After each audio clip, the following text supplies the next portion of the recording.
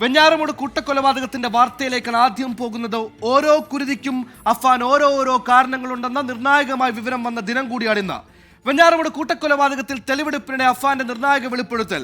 പെൺ സുഹൃത്ത് ഫർസാനെ കൊലപ്പെടുത്തിയത് പണയം വെക്കാൻ നൽകിയ മാല തിരിച്ചു ചോദിച്ച് സമ്മർദ്ദപ്പെടുത്തിയത് കൊണ്ടുള്ള വൈരാഗ്യത്തിലാണെന്ന് അഫാൻ പറഞ്ഞു.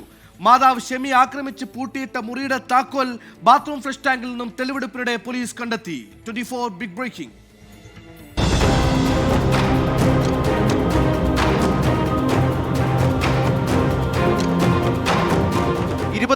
ായ അഫാൻ 5 പേരുടെ ജീവനെടുത്തതിന്റെ കാരണം സാമ്പത്തിക ബാധ്യത മൂലമുള്ള സമ്മർദ്ദം കൊണ്ടെന്നായിരുന്നു ആദ്യ വിവരം.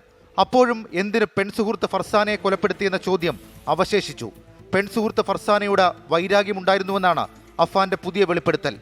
പണയം വെക്കാൻ നൽകിയ മാല തിരികെ ചോദിച്ചതായിരുന്നു വൈരാഗ്യ കാരണം. അഫാന് മാല നൽകിയ വിവരം ഫർസാനയുടെ വീട്ടിലറിഞ്ഞിരുന്നു. മാല തിരികെ കിട്ടാൻ ഫർസാന അഫാനെ സമ്മർദ്ദപ്പെടുത്തി. ഫർസാന നിരന്തരം മാല തിരികെ ആവശ്യപ്പെട്ടതോടെ പിതാവിന്റെ പേരിലുള്ള കാറ് പണയപ്പെടുത്തി മാല തിരികെ എടുത്തു നൽകി. ഇതാണ് പെൺസുഹൃത്തിനോടുള്ള പകയ്ക്ക് കാരണം. കൊലപാതക ദിവസം അഫാൻ നടത്തിയത് വലിയ ആസൂത്രണമെന്നും പോലീസ് ഉറപ്പിക്കുന്നുണ്ട്. മാതാവ് ഷെമിക്ക് സുഖമില്ലെന്ന് പറഞ്ഞാണ് കൊലപാതക ദിവസം ഫർസാനയെ വീട്ടിലേക്ക് വിളിച്ചു വരുത്തിയത്. നാഗരകുഴിയിലെ കടയിൽ നിന്നും അഫാൻ മുളകുപൊടിയും വാങ്ങിയിരുന്നു. കൊലപാതകത്തിനിടെ വീട്ടിലേക്ക് എത്തുന്നവരെ ആക്രമിക്കാനായിരുന്നു നീക്കം.